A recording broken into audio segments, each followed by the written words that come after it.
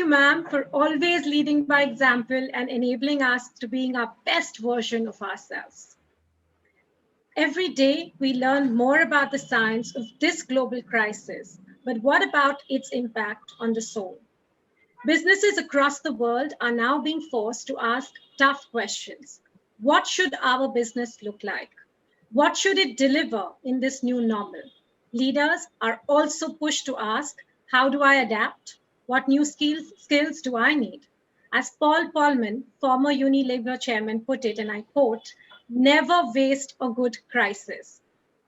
When we started adapting the new normal, little did we envision what it would be working exclusively from our homes and trying to figure out how to conduct 3 Zoom sessions at the same time.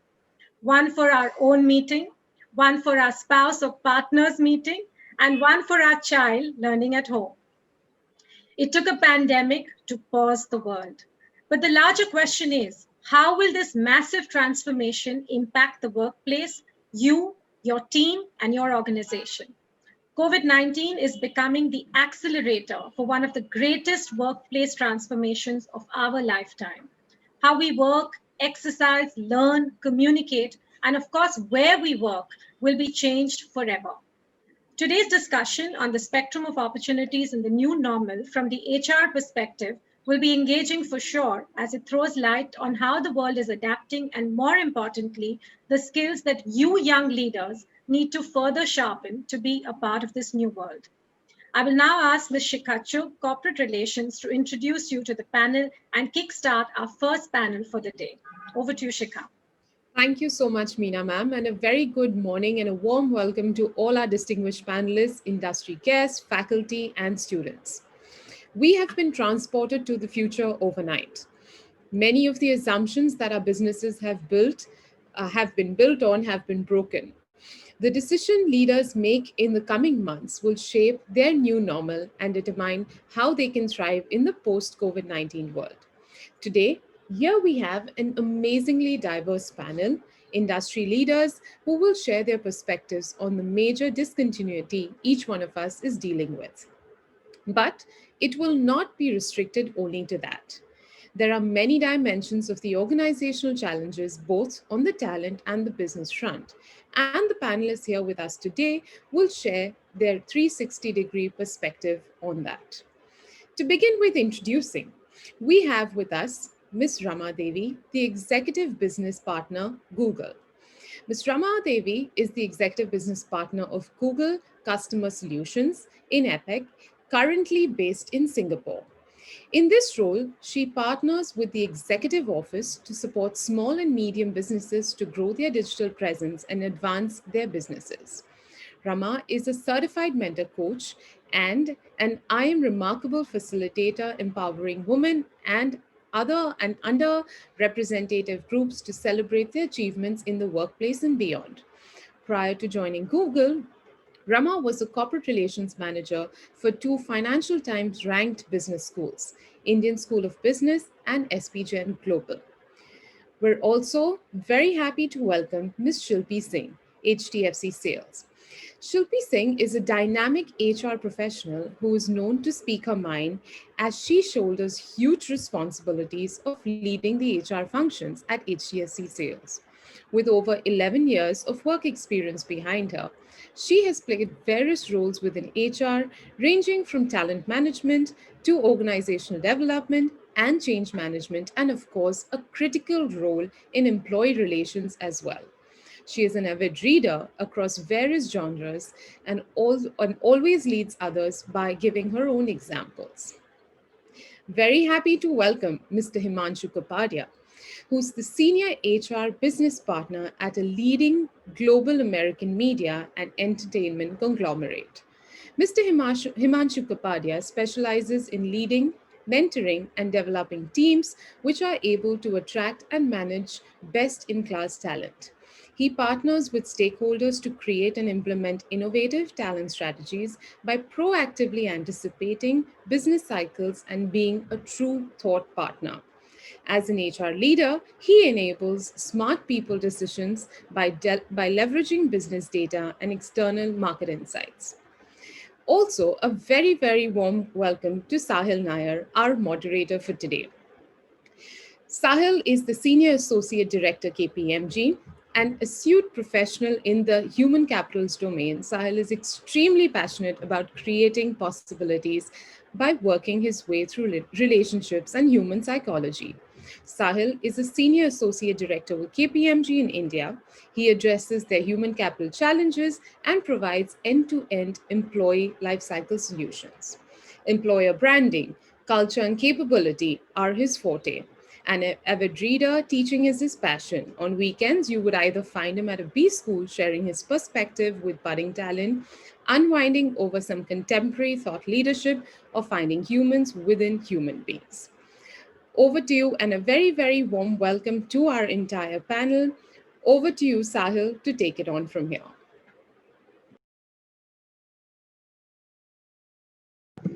All right.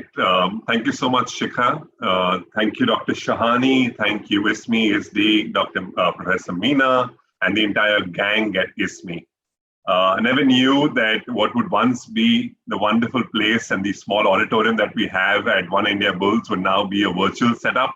I'm hopeful that the 266 of us on this call are all alive and kicking.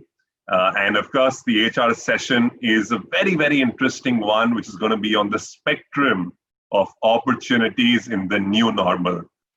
From the way I look at it, and I have a very esteemed panel with me, and obviously Ramaa is here, Shilpi is here. I'm hopeful Himanshu will join while I set the context, but I'm going to call it slightly different, right? The topic is the new normal. I would rather paraphrase that to be the neo-normal, because what we've really seen is McKinsey coined the term new normal ages ago. We've experienced the wave of the new normal. But if we move back to February 2020, what's life all going to be?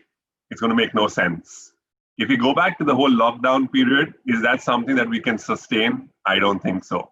So we're going to look at that perfect blend between the old and the new, which gives us the neo, right? So the mix of the old and the new in the neo. And a bunch of dynamic, interesting, talented students out here. And of course, great opportunities. The spectrum is bright. If you talk to your fathers, your grandfathers, they'll tell you, bas do hi option the, ya to doctor bano ya engineer bano. Our generation had a lot more of it. I remember way back in HR college, Dr. Shani used to tell us, you know how much a square feet are you standing on? You know what this cost? And therefore, the whole sense of marketing, of saying, wherever you are, whatever you're doing, how do you create opportunities even in adversity? I came from a school, St. Mary's High School, where we had 2 playgrounds, 2 basketball courts, landing up into a college, which was just a building. But trust me, the soul of that building spoke to you, because in every cement, in every tile, in every brick wall, there was the passion, there was the fire. So having set that context, what I really want to offer as an opening statement is we're going to be looking at this entire discussion with my panelists discussing on 3 or 4 broad themes. And as we unravel these themes for you, the intent is to make this session as interactive and engaging as possible. It's not going to be a one-sided conversation. So you have the Q&A tab that's enabled for you. You have the chat window that's enabled. Fire in your questions, because I'll be more than happy to pick them up and just put the difficult ones to my panelists, and hopefully I'll answer the easier ones. But with that, Shilpi, Ramaa, welcome on board. Let's see when Himanshu is able to join in. But Ramaa, let me come to you. Google has been doing this fantastic course, and I spoke to a friend yesterday, which is about I am remarkable, right? And of course, we heard that in your intro as well. So why don't you tell us a little bit about where does the construct of self-belief emanate with the opportunities that the world has to present? Because like we say, right, what is getting lucky? Lucky is when opportunity meets preparedness. So how do you get the whole concept of I am remarkable available to each student who's on this call today when they need to go and explore the spectrum of opportunities in the neo-normal? Ramaa, love to hear you. Thanks, Sahil. Even before I start, I want to acknowledge that the students are remarkable. How many of us got to graduate in a pandemic? I mean, how many of us got to, adapt, be resilient, thrive in ambiguity? Some of us learned it much, much later in our careers, and you students have got it right at the start of your graduation or in the middle of your education. So, congratulations, you have kind of come halfway through what we need for the industry. And what is I'm remarkable is, let's go back one step and say, how Indians feel about self bragging. Like anything you talk about it, it becomes brag. But if a brag is, backed up with facts, say, I got a President of India award at 14. That's not a bragging, that's an remarkable achievement that I would like to talk about. And I haven't spoken about it for years together till I started I Am Remarkable. So each of you have a story within yourself. It could be, story of moving from one city to another city and adapting well, or moving colleges and moving schools and getting that, building that muzzle of, getting introduced to new people. It could be the, you're the first one in your family to graduate, or you're the first one to have, gone abroad, the first one to do an internship, the first one to do an MBA. It could be anything, or it could just be that, the things that you picked about all through your life and you'd never spoken about. One exercise that I usually get most folks to do is write down everything you think you're remarkable about. I'm remarkable because. And when you finish the list, you'd know that you're remarkable for many, many reasons. And most industries, like Indu ma'am said, doesn't need people who are technologically great. They need humans. It is kindness, it is gratitude, it is the emotional intelligence. And these are the things that succeeded the pandemic. And these are things that's running the HR, running the companies. And if these are things that are part of you, I think you should call it out. So each of us are remarkable in our own way. And the first step is to self-assess. Does that work, Sahil? Great. So Rama, thanks so much for that. I think so great positivity right in the center at the beginning of the session. Of course, you detailed out a lot of attributes that you don't need to go to a finishing school to learn. But more importantly, let me just call the elephant in the room. This all sounds very interesting. It sounds very fascinating. It sounds very nice. But when I have to apply to Google, Google is going to look at my acads. Google is going to tell me, okay, Sahil, what are your skills? Do you know Java? Do you know C++? Do you know R Studio? Do you know ML? Do you know AI?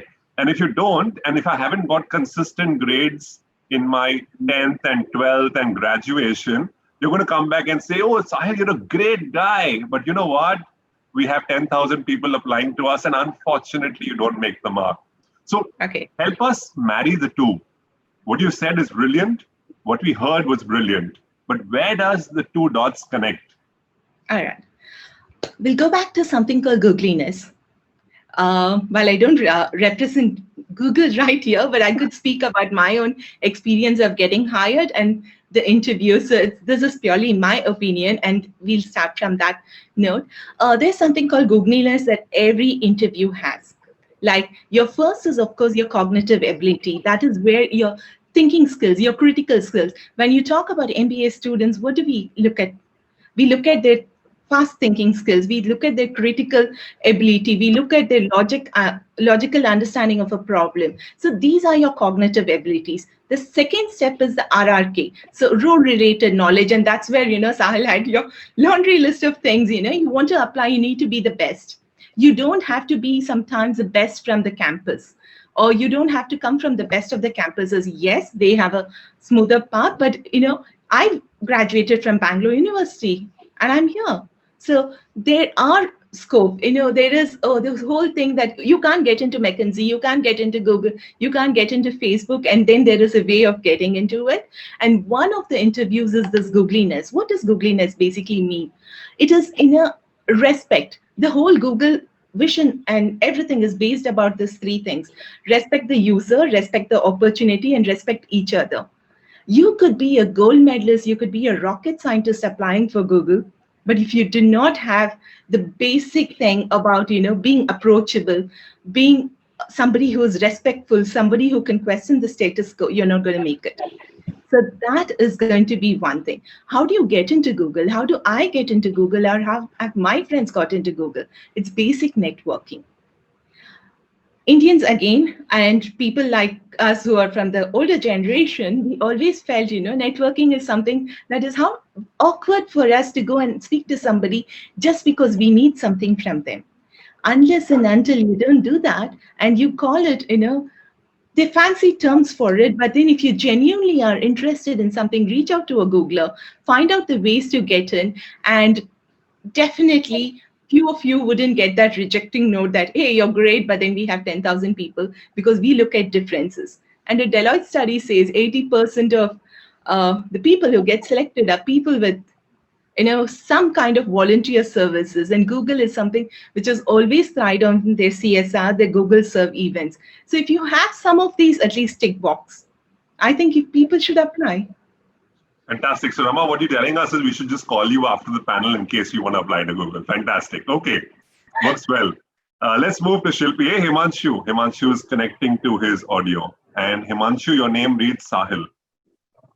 Sahil calling Sahil. You want to change your name, Himanshu? Welcome, Himanshu. Thank you. Thanks, Sahil. Thanks for that. Most welcome. Most welcome. Lovely. Now we can see Himanshu. So Himanshu, I'm going to give you some time to warm up. I know you've just landed from another land, the Disneyland to the ISMI land. So I'm going to give you some time to warm up while I go to Shilpi. Shilpi, you lead human resources for HDFC sales. Of course, the pandemic has played out very differently, be it customers, be it the manner in which your people, your sales force goes out into the market. And of course, a lot of people during the pandemic have really lost jobs, have seen compensation cuts. Do you see the market opening up? What's the sense like that you get on the ground? Are there opportunities available? If yes, what kind, where? Do you want to give us a landscape view of what's happening in the space? Thank you, Sahil. And a very warm hello to each and everyone on the panel. I think you've given the complete landscape actually. So I'll begin by stating that the job markets are opening up, and in fact there are few sectors where the job markets were like never closed. So some of the there. So it was as if pandemic was never there for them. So how I'll give you a peek into as to how we enabled people to go back out there and do their businesses. If you will realize 40% marketing as their core business areas, and it was very, very crucial and essential for each and every organization to re-engineer their business model around the digital piece. So what took precedence over everything else was, to get automation into place and get everything to the customer through the digital mode. So everything that we could think about, be it employee, be it customer, we were just looking at how to get it back and, how to get everything back up and running. So yes, a lot of sectors have like a digital marketing, healthcare at the back end, and they've come back and they are back in the business like it was earlier for them. Having said that, this entire pandemic has taught us to how to full-fledged in hiring. Right now, the approach is little conservative, where you would want to see per person productivity also. Where earlier you would go ahead and hire 10 people, maybe you would look at, enabling performance through digital media and digitization to a level where you can actually increase productivity and make things seamless for the customer as well as employees. So entire endeavor was to get the digital piece integrated into the business model so that you have the businesses up and running. It takes a lot of effort on the ground to get this into basic DNA of employees, because we are so used to touching and feeling our papers and files and everything. Only once they meet a sales representative, they are okay. However, to get, we were actually very blessed to be forced with the pandemic because, work from home as a concept was not very nice a concept. And, people used to look down and say, oh, it's not going to work. People are going to sit at home, chill, relax. What about HR? Opened a new plethora of work culture completely. Where now corporates are open and talking about these new type of, getting the gig worker in place, getting work from home in place. So now they are very, very open. The senior management and, all these strategy around businesses are now getting discussed around these areas. So yes, I would say, that there is a lot of opportunities, but at the same time, companies are going to be little particular about who they are going to hire. Got it. Sahil, before you go, let me welcome Himanshu, who has joined us from the Disney World. I think Himanshu, you were lost somewhere on a roller coaster, right? Yep. And while the ladies were in earlier before you, I said, these men, this is like my husband. I mean, he helps out with the entire conference, and just now he's sending me a message to ask me, could you tell me what the Zoom ID is? I mean, look, he was the one who was planning it all with Meena, and he's asking me the Zoom ID. So, men, we do a namaste to all of you. Anyway, Himanshu, so lovely to see you, and a warm welcome. Let Sahil continue. Thank you. Thank you, ma'am. Thanks for that warm welcome. All right. So Himanshu, if you warmed up enough with the lovely liquid by your side, can I come over to you and we get started? So Himanshu, obviously you heard Shilpi by the time you joined in to talk about the opportunities. Are they really available? Shilpi's brief was way beyond. She went into the entire industry, spoke all about what's happening in the culture, the work from home space. But more importantly, from the lens that you view this, Himanshu, is the job market really opening up? When will things start returning to normalcy? Do you see there will be a normal, or will it be a different world out there? What is your take? So thanks, Sahil. Thanks for that. I think let me first of all make it very, very, very clear that 2020 has been a year that has, at least I'm unable to grasp. It has had some crazy things happening. United States takes 2 months to declare a president after the elections. NASA is, putting out pictures of UFOs. Even closer home, Domino's, which used to be famous for pizza, is now going to serve me biryani. So clearly, it has been a year that none of us can really, wrap our heads around truly. So it's just been that kind of a year. Coming to slightly more serious stuff, if we look at the job market, I definitely think that the recovery is well and truly underway. What it means for each one of us from a career standpoint is that there are few things that we will really need to take into account when we plan a career. And definitely there are jobs. What kind of jobs are there is significantly going to be different now. So, the kind of company that I come from, we have different, very, very different sets of businesses. Some pieces are doing extremely well, when some others, which were traditional run businesses, are not doing well at all. For example, the parks, live entertainment, movies, theater halls have been completely shut.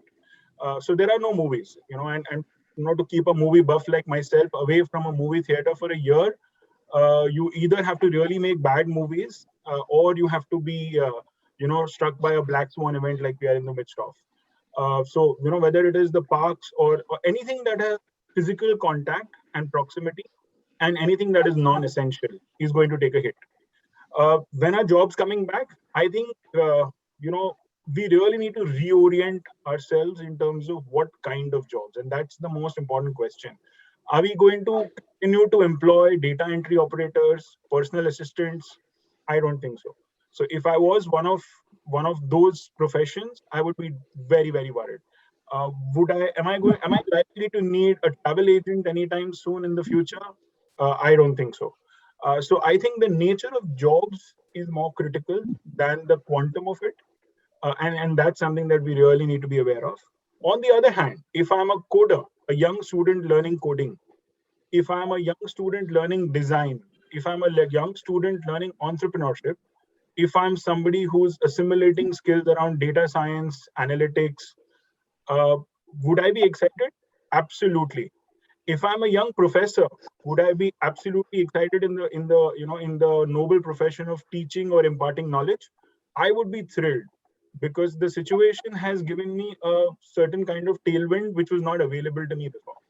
So I think we really need to be. It's not all doom and gloom, but what it needs is for us to reorient ourselves and look at maybe careers, jobs, vocations, professions, and incomes from a very, very different lens.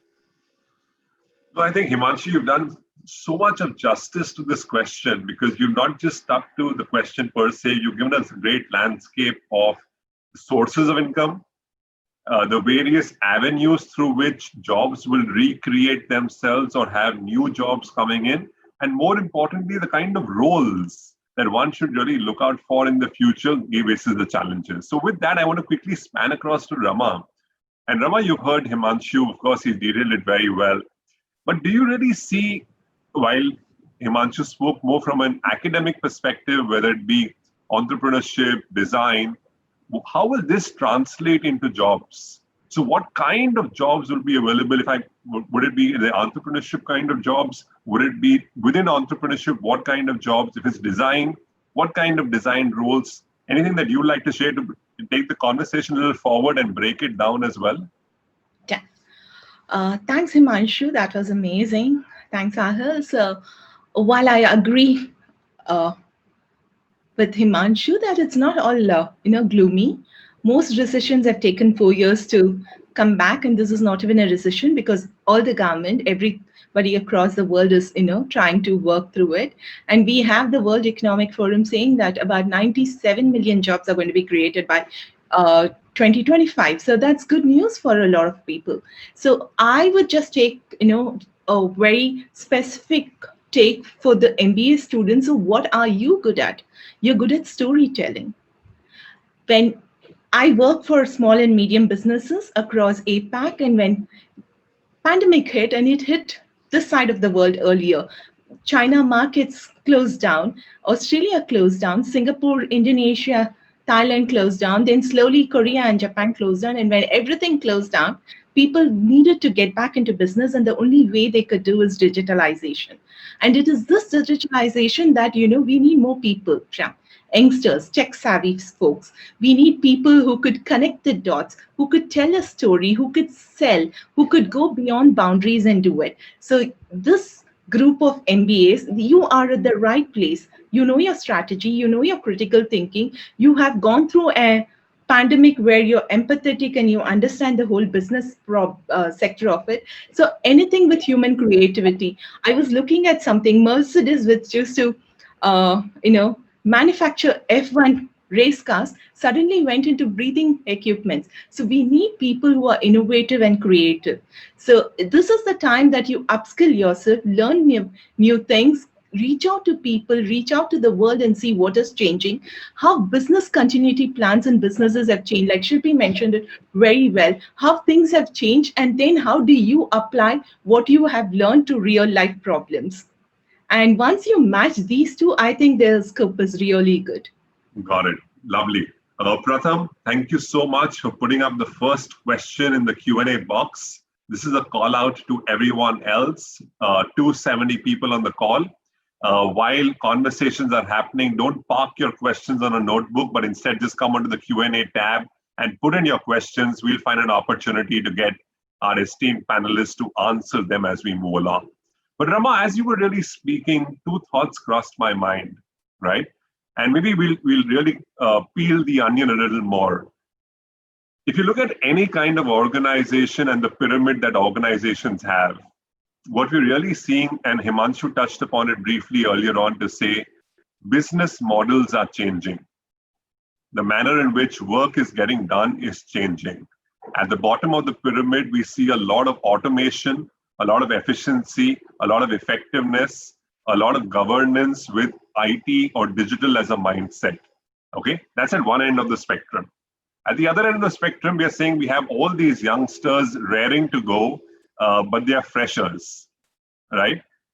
Now, if the bottom of the pyramid is all going to get automated or digitized, what roles are freshers going to play? Because like Himanshu said, maybe not a data entry operator, But even a young person, an AdWords representative, let me pick that up, because when I passed out from HR college, Google had offered me that job as an AdWords representative, and you very well know what I'm talking about. Now, if that is going to get completely automated, the Sahils of the world, or the thousands and lakhs of students passing out who would come in at the bottom of the pyramid for you, just as an example, and you're just an example for the rest of the world or the rest of corporate India, isn't there a dichotomy? Okay, so the data is getting automated.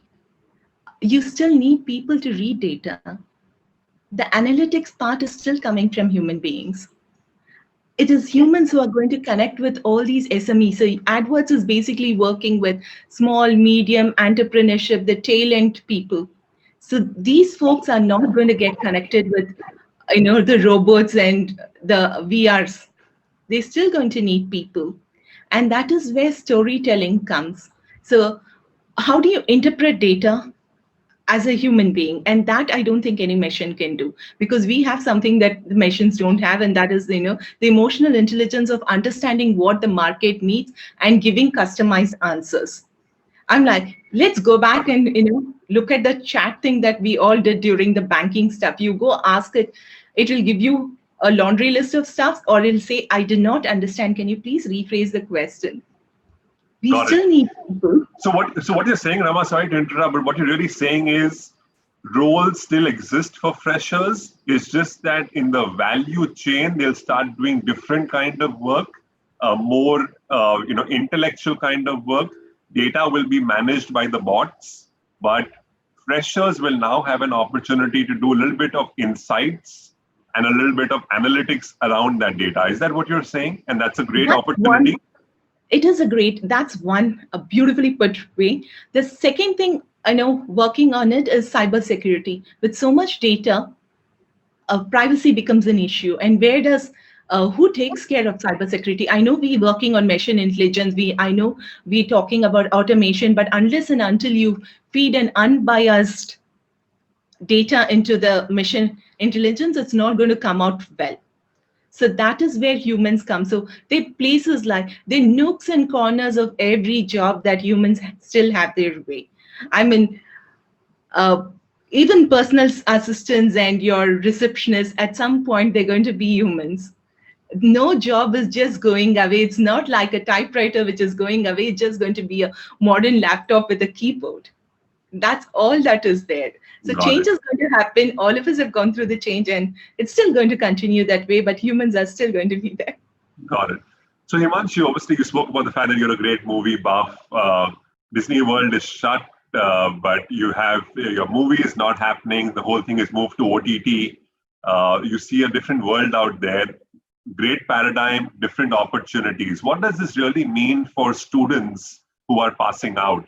Maybe the curriculum has undergone a change. Many organizations and educational institutions are ahead of the curve. Some are lagging behind with a dated curriculum, but some are really getting into the newer spaces of analytics, on digitization. So what does it really mean for corporate India when they look at such students of having them on board? Thanks, Sahil. I think that's a very pertinent question. And let me start with this thought. I'm a great follower of the American thinker Alvin Toffler. And Alvin Toffler, he's one of those who coined the term learn, relearn, and unlearn. He said, especially after the pandemic, that it's not really, we've all done to death this terminology of new normal, right? To my mind, it's not the new normal. The new normal, he says, is never going to be normal. So the new normal is being absolutely okay with being never normal. Whether there are systemic risks, or there are financial risks, or there are people risks, risk is today a reality. And I think the better we are able to cope with these changes, the better equipped we are going to be able to navigate from a career standpoint. The second important thing for all the young minds who are listening to all of us, right now, I think, to my mind, and I'm a great contrarian and a backer of an underdog idea, I think this whole concept of upskilling and skilling, so on and so forth, has been done to death. Where every, youngster thinks that just by taking the next online course, I'm going to really be better than the next person.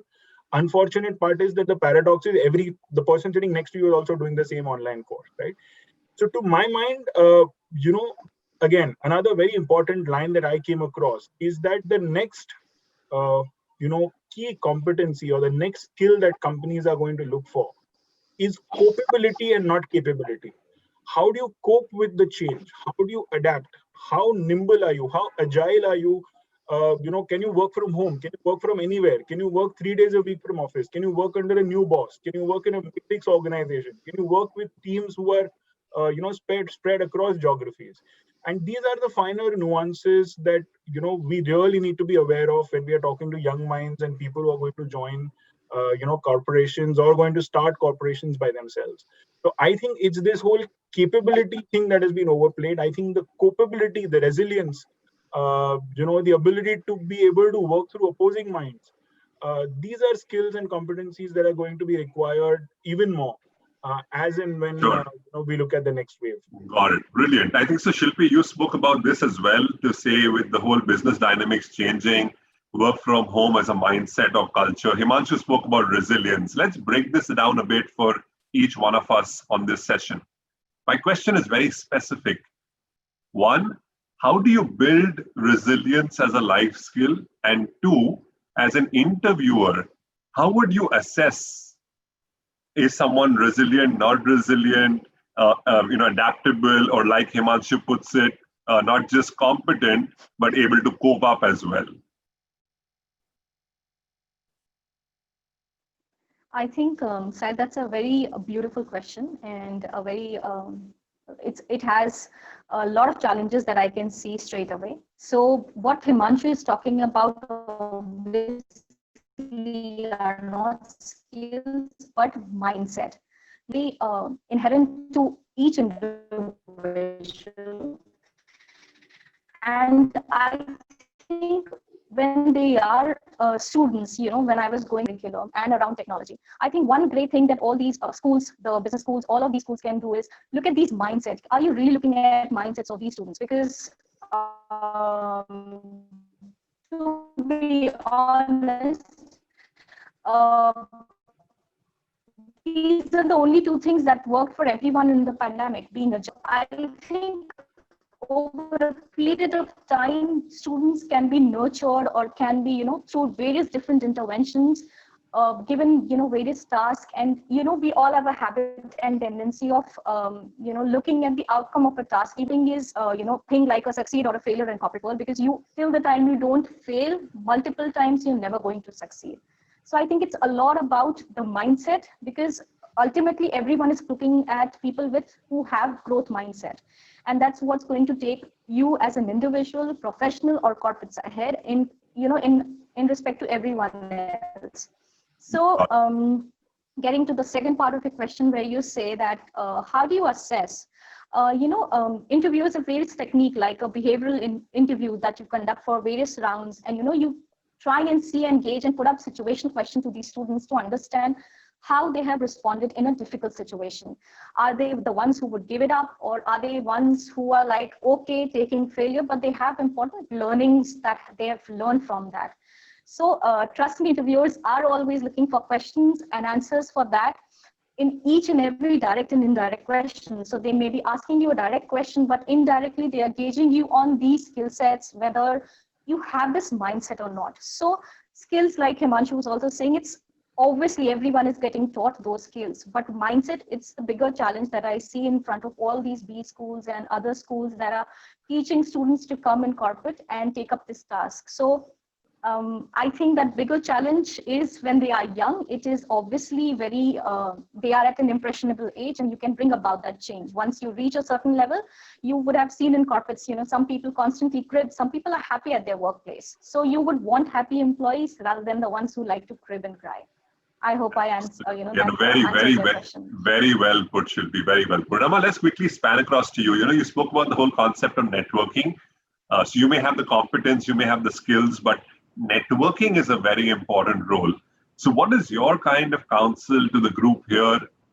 While they have a great ecosystem, they have a lovely institute that they are part of, how do they open themselves to the world, in the world of opportunities, through networking? So, a couple of quick tips or suggestions. The alumni network. That's your first thing to crack through. I don't know why I didn't do when I was in college. And that's one thing that I told at my 8 years of experience at both ISB and SPJ. Reach out to Say that again. What's the word you said? Your alumni network. Alumni network. Okay. All right. Yeah. This is the bunch of people that, I'm like, Sahil, wouldn't you go ahead and help somebody from your campus? It's like, you're seeing a younger self of yourself. So people are out there to help. You just have to reach out and reach out respectfully, have those right questions put together, write a clear note and reach out to as many people as possible in one thing. So there is like job scarcity, no job, pandemic, recession, whatever it is, you just need that one job, which is the right one for you.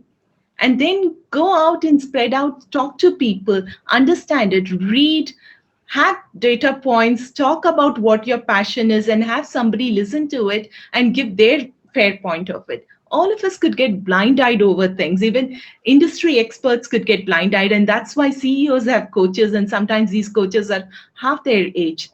So as a starter, you could just reach out to anybody to be a mentor, a coach, or just to network and understand. And these are things that's going to help. Lovely. Himanshu, let me flip the first question from Pratham to you, and it's on your Q&A tab as well. I'm going to read it out for your convenience. What changes will we see in risk-taking abilities of various companies in the neo-normal? And how will companies welcome entrepreneurship in their structure? And even will they welcome entrepreneurship? So I guess the whole concept is around entrepreneurship, risk-taking ability. You want to take a dab at that, Himanshu?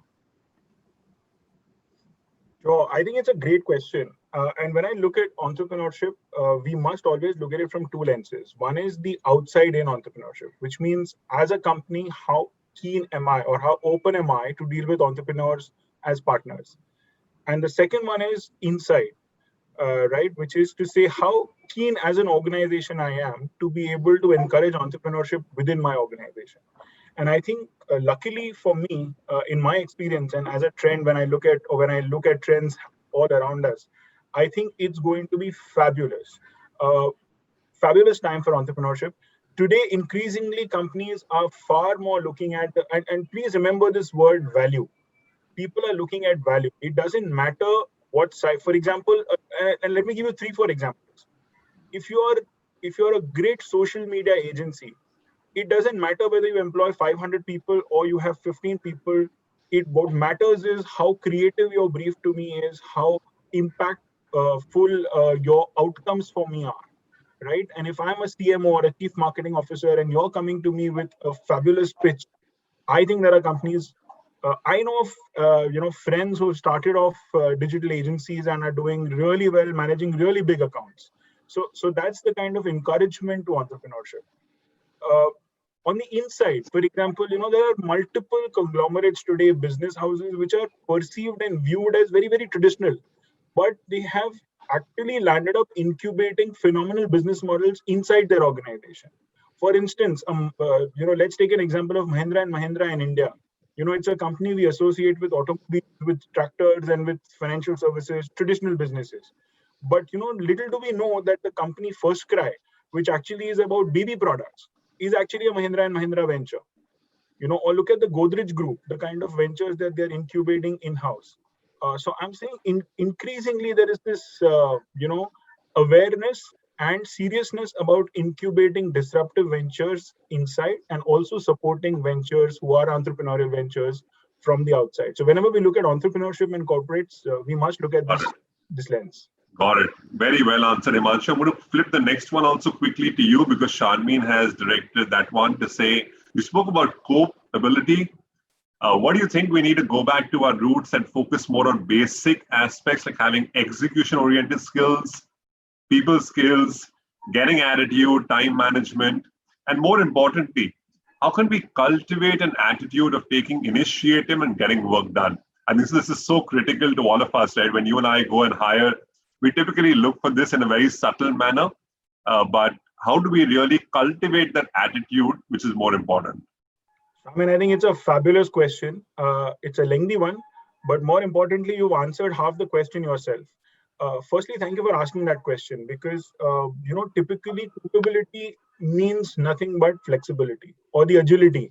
We in corporate world put multiple jargons around it, but typically when you look at it, and the best example that I give around this is about and I'm a Mumbai boy. I've been in Mumbai, born and brought up here.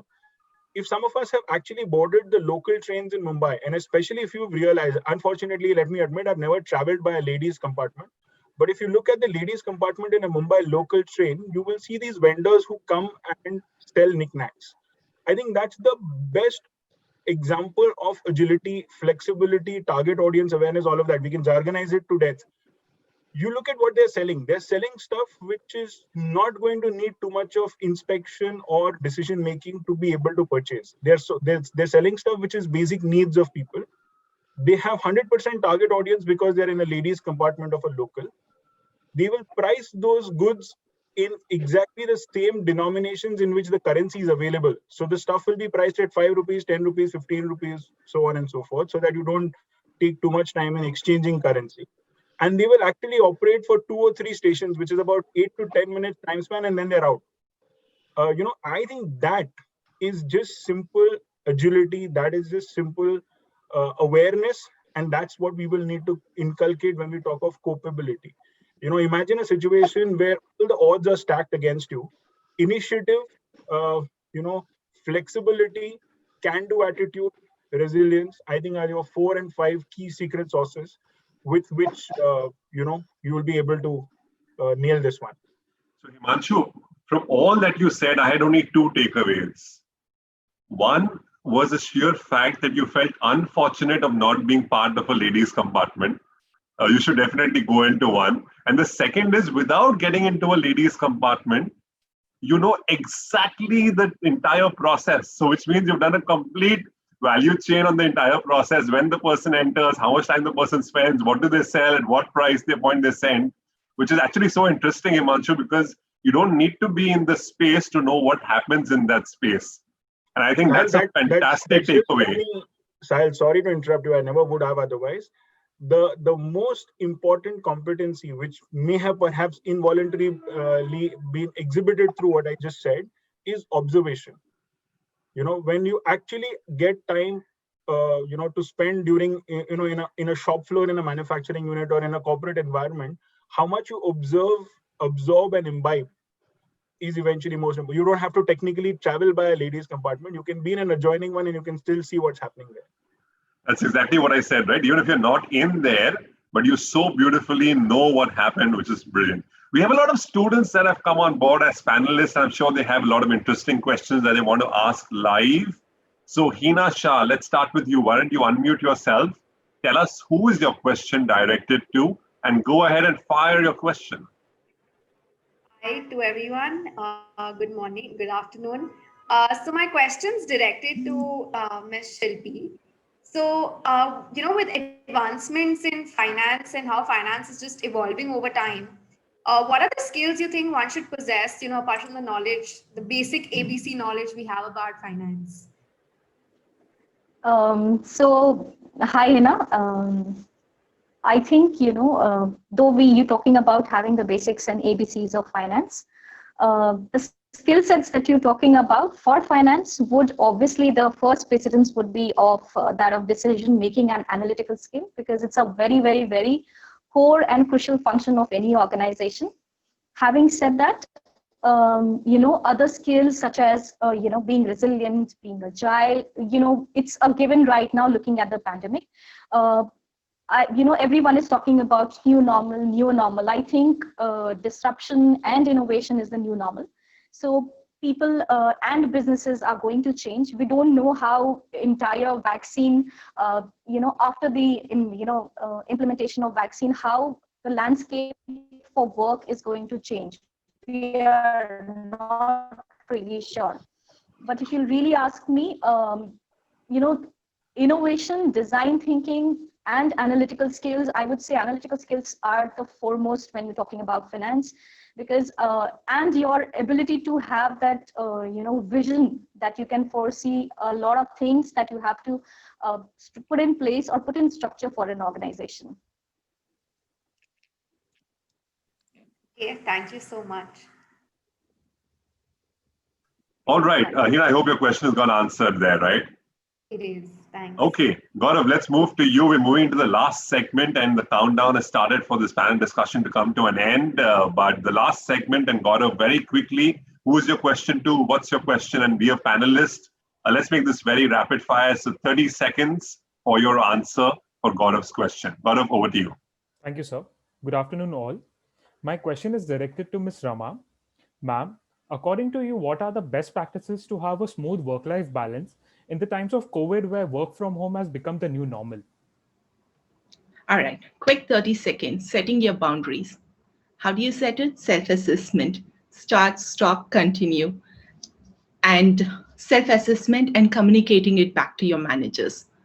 Your flexibility time, what works for you, what doesn't work for you. Are you able to be online? Can you do it without interacting? Do you need daily interaction? So basically, setting your boundaries, communication, and self-assessment.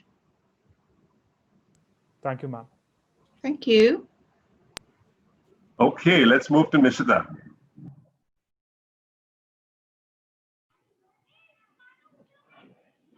Hello everyone, my question is to Mr. Himanshu. It was really nice listening to your talk, sir. You very correctly said that a factor for employability is value.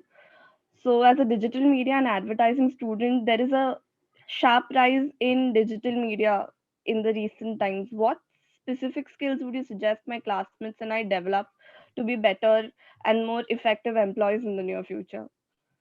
Thanks, Nishita. Lovely question. I'll, in the interest of time, I'll keep it very, very brief. And first bullet point, I think I heard Ramaa also say, become a storyteller, Nishita. Digital is all about storytelling effectively, crisply, and engagingly. So become a storyteller, hone those skills, talk to yourself in the mirror a lot. The second important skill that you and your friends who are in the digital space will need to do is the digital is all about ecosystem approach. You're never going to be operating in a silo. Either you're going to be collaborating with a client or you're going to collaborate with another digital platform, which is actually going to take your message to the maximum number of people. So the first thing is become a storyteller. Second thing is collaborate effectively and try to look for win-win situation and not in a negotiation where one person takes it all. The third and the last important thing is look at impact. Digital is also all about impact. So if you think digital is only about tier 1 towns and educated, affluent people like ourselves, that's not the case. Today, mobile telephony, data availability at cheap rates has taken digital literally to the wire in India. So 3 things: storytelling, collaboration, and impact. Beautiful. I hope that answers your question. Yes, sir. Thank you. Okay, so we have 4 minutes left, ladies and gentlemen, and we're going to get the countdown started now. Dear panelists, brace yourself. Rapid fire coming your way. I know you didn't expect this, but that's the way it is the name of the game. A question comes to you, which I'm going to ask. You have 15 seconds to answer. Don't thank me for the question. Don't get into details. 1 or 2 bullet points, and we move to the next. So, Ramaa, are you ready? Okay, so the question coming your way. How does one define a success formula to succeed in the corporate world? Quick. What's the success formula? Emotional intelligence and skill. Fantastic. Shilpi, let's move to you. Manisha asked this question. What do companies look for in a fresher?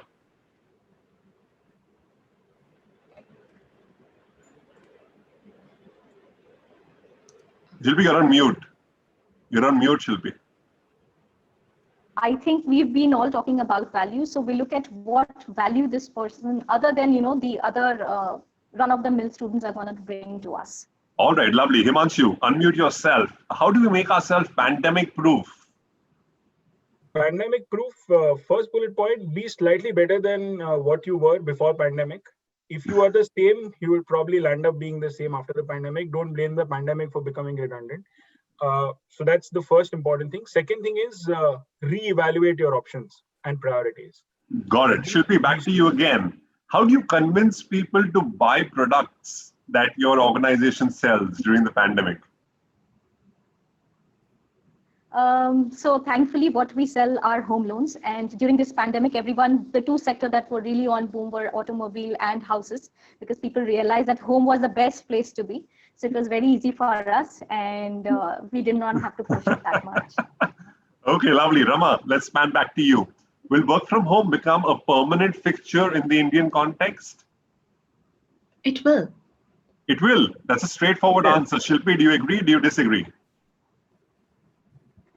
I think there is a lot of debate around work from home. Give me a yes or a no. Give me a yes or a no. I think it's going to be a mix. Give me a yes or a no. A mix is something that a mix is what you say. Okay, Himanshu, let's go back to you. I don't think so. Got it. Shilpi says it's going to be a mix. Himanshu, come on. What do you got to say? Oh, most definitely a mix. There are some jobs that can't be done from home. We must. You can't fly a flight from home. You can't fly a flight from home. Absolutely. Got it. Okay. How can young students leverage work from home in the best possible manner? Himanshu, give me one secret. Maximize your time. Lovely. 1, 2, 3 maximize hours your time. Super. Shilpi, what can young students, professionals do to maximize work from home? I think better prioritize the things that you have to, and still, find time to do other things that you can in the best possible way. Okay, Rama, the final word is yours. Self-care. Wow, beautiful, beautiful. Do you want to say one line more? I know I restricted you to a bullet point, but the fact that you said self-care, do you want to say one line more? This is your life, and your career is across your career, your family, and everything. Don't put your career here and try to live your life around it. Beautiful, beautiful. Thank you so much, Himanshu. Thank you, Shilpi. Thank you, Rama. We are on the dot of 12:35 as Meena, I promised. Shikha, thank you so much. Meena, back to you. So before Meena ma'am takes on, I would just like to give a quick vote of thanks. And I'd like to begin by thanking all our panelists for sharing their valuable insights and knowledgeable views with us.